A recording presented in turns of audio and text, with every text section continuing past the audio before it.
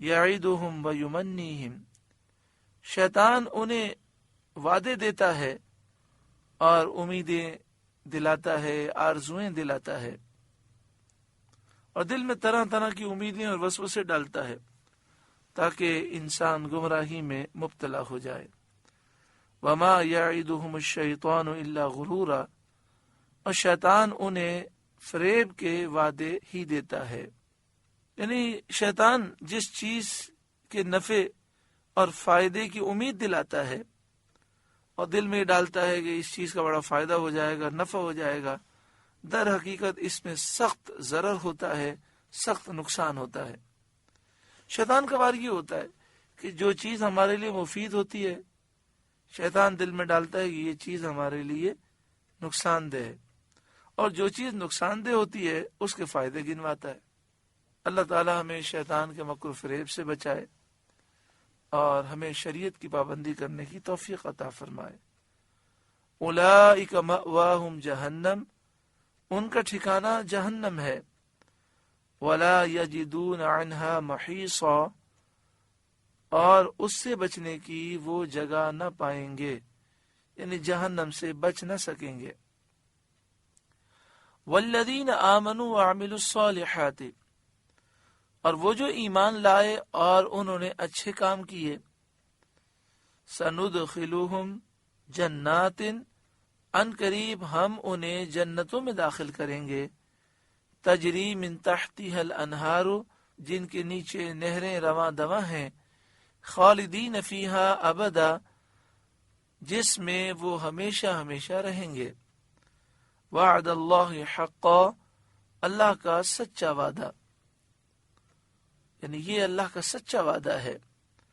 ومن اصدق من اللہ قیلا، اور اللہ سے زیادہ کس کی بات سچی۔ آپ اس آیت کریمہ میں دیکھیں کہ جنت کی بشارت دی گئی ان لوگوں کو جو ایمان لائے اور اچھے انہوں نے کام کیے۔ لہذا ہر ایک کو چاہیے کہ ایمان کی حفاظت کی فکر کرے اور اچھے سے اچھا کام کرے، جہاں غلطی ہو، جہاں گناہ ہو جائے فوراً توبہ کرے، اور جن گناہوں میں وہ مبتلا ہے ان گناہوں کو چھوڑنے کی کوشش کرے، اور جو اچھے کام کر رہا ہے اس پر استقامت کی کوشش کرے۔ لیس بامانیکم، کام نہ کچھ تمہارے خیالوں پر ہے، یعنی جو تم نے سوچ رکھا ہے کہ بت تمہیں فائدہ پہنچائیں گے، تو اے مشرکین معاملہ تمہارے خیالوں پر نہیں ہے، تمہیں تمہارے جھوٹے خدا بت کوئی فائدہ نہیں پہنچائیں گے۔ ولا امانی اہل الکتاب، اور نہ اہل کتاب کی ہوس پر معاملہ ہے، جو یہ کہتے ہیں کہ ہم اللہ کے بیٹے اور اس کے پیارے ہیں، ہمیں آگ چند دن سے زیادہ نہ جلائے گی۔ تو یہود و نصارہ کا یہ خیال بھی مشرکین کے خیال کی طرح باطل ہے۔ تو یہاں پر فرمایا گیا کہ نہ تو اے مشرکین تمہارے خیالات پر معاملہ ہوگا، اور نہ یہود و نصارہ تمہارے خیال کے مطابق معاملہ ہوگا۔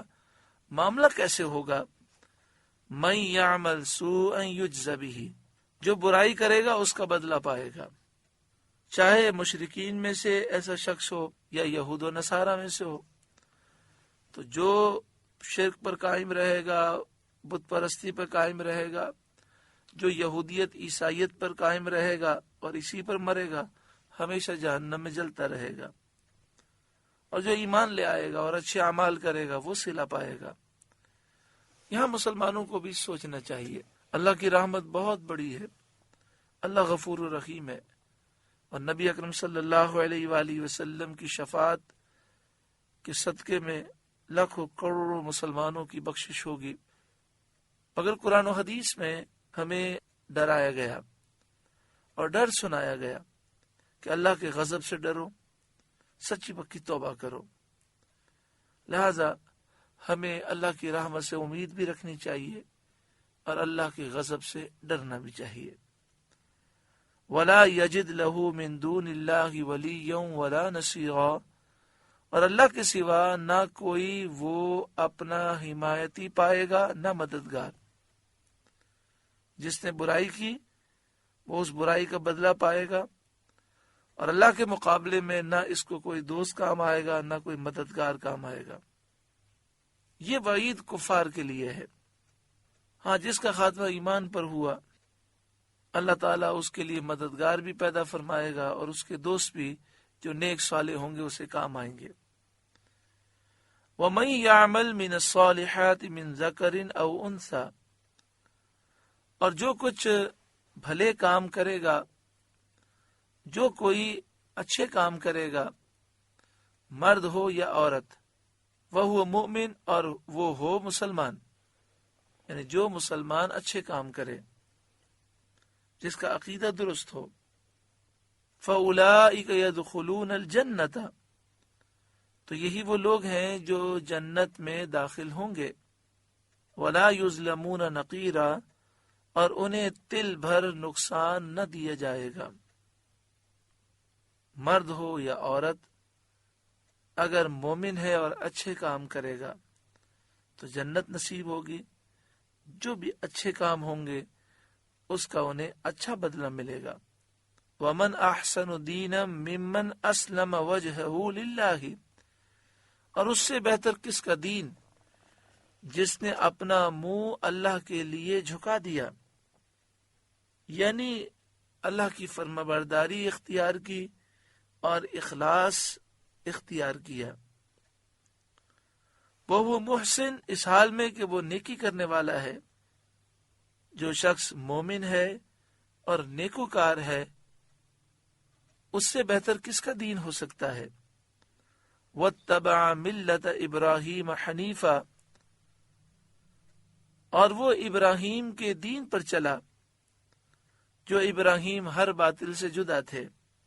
ابراہیم علیہ السلام کا دین، آپ کی شریعت نبی اکرم صلی اللہ علیہ وآلہ وسلم کی شریعت کے موافق ہے۔ حضرت ابراہیم علیہ السلام کی شریعت و ملت سید انبیاء صلی اللہ علیہ وآلہ وسلم کی ملت میں داخل ہے، اور نبی اکرم صلی اللہ علیہ وآلہ وسلم کی شریعت کی خصوصیات اس کے علاوہ اور ہیں، یعنی حضرت ابراہیم علیہ السلام کی پوری شریعت حضور کی شریعت میں داخل ہے، اور اس کے علاوہ حضور کی شریعت میں اور خصوصیات بھی ہیں۔ دین محمدی صلی اللہ علیہ وسلم کا اتباع کرنے سے ملت ابراہیم علیہ السلام کا اتباع حاصل ہوتا ہے، چونکہ یہودی، عیسائی، مشرکین عرب حضرت ابراہیم علیہ السلام کے دین کو پسند کرتے تھے، اور سب کا دعویٰ یہ تھا کہ ہم دین ابراہیمی پر ہیں۔ تو فرمایا گیا کہ دین ابراہیمی تو وہ دین ہے جو پیارے آقا صلی اللہ علیہ وآلہ وسلم بیان فرما رہے ہیں۔ وَاتَّبَعَ مِلَّةَ إِبْرَاهِيمَ حَنِيفًا، جو ابراہیم علیہ السلام کے دین پر چلا، جو ابراہیم ہر باطل سے جدا تھے، ایسا شخص سب سے اچھا ہے، اور اس سے بہتر کس کا دین ہو سکتا ہے۔ وَاتَّخَذَ اللَّهُ إِبْرَاهِيمَ خَلِيلًا، اور اللہ نے ابراہیم کو اپنا گہرا دوست بنایا۔ خلیل کے معنی گہرا دوست۔ خلت صفائے مودت اور غیر سے انقطاع کو کہتے ہیں۔ اللہ رب العالمین کی طرف انسان متوجہ ہو، غیر کی طرف وہ توجہ نہ رکھے، اور محبت میں وہ کامل ہو۔ حضرت ابراہیم علیہ السلام یہ اوصاف رکھتے تھے، اس لیے آپ کو خلیل کہا گیا۔ ایک قول یہ بھی ہے کہ خلیل اس محب کو کہتے ہیں جس کی محبت کاملہ ہو اور اس میں کسی قسم کا خلل اور نقص نہ ہو۔ یہ معنی بھی حضرت ابراہیم علیہ السلام میں پائے جاتے ہیں۔ حضرت صدر الافاضل مولانا نعیم الدین مراد آبادی علیہ رحمہ، جو اعلی حضرت امام اہل سنت کے خلیفہ ہیں، آپ تفسیر خزان العرفان میں لکھتے ہیں، تمام انبیاء کے جو کمالات ہیں سب سید انبیاء صلی اللہ علیہ وسلم کو حاصل ہیں، یعنی آدم علیہ السلام سے لے کر حضرت عیسیٰ علیہ السلام تک اللہ تعالیٰ نے تمام نبیوں کو جو طاقت، جو قدرت، جو معجزات، جو تصرف کا اختیار، جو شان و عظمت عطا فرمائی، وہ ساری اللہ تعالیٰ نے اپنے محبوب کو عطا فرمائی، اور اس کے علاوہ اور وہ کمالات عطا فرمائے جو کسی کو عطا نہیں فرمائے۔ بلکہ اعلیٰ حضرت امام اہل سنت فرماتے ہیں جسے جو ملا حضور کے وسیلے اور حضور کے صدقے ملا۔ حضور صلی اللہ علیہ وآلہ وسلم اللہ کے خلیل بھی ہیں، جیسا کہ بخاری و مسلم کی حدیث میں ہے، اور آپ صلی اللہ علیہ وسلم اللہ کے حبیب بھی ہیں، جیسا کہ ترمذی شریف کی حدیث میں ہے کہ پیارے آقا صلی اللہ علیہ وسلم نے فرمایا، میں اللہ کا حبیب ہوں اور یہ فخراً نہیں کہتا۔ آگے ارشاد فرمایا، وَلِلَّهِ مَا فِي السَّمَاوَاتِ وَمَا فِي الْأَرْضِ، اور اللہ ہی کا ہے جو کچھ آسمانوں میں ہے اور جو کچھ زمین میں ہے۔ وَكَانَ اللَّهُ بِكُلِّ شَيْءٍ مُحِيطًا، اور ہر چیز پر اللہ کا قابو ہے، اور ہر چیز اللہ کے علم اور قدرت کے احاطے میں ہے۔ اللہ رب العالمین ہم سب پر کرم فرمائے۔ سورہ نساء کا 18واں رکوع مکمل ہوا۔ اس رکوع میں جو ہم نے نصیحتیں سماعت کی، اللہ تعالی ہم سب کو عمل کی توفیق عطا فرمائے۔ آپ سے گزارش ہے کہ قرآن کے اس پیغام کو آگے پہنچا کر ثواب جاریہ حاصل کریں۔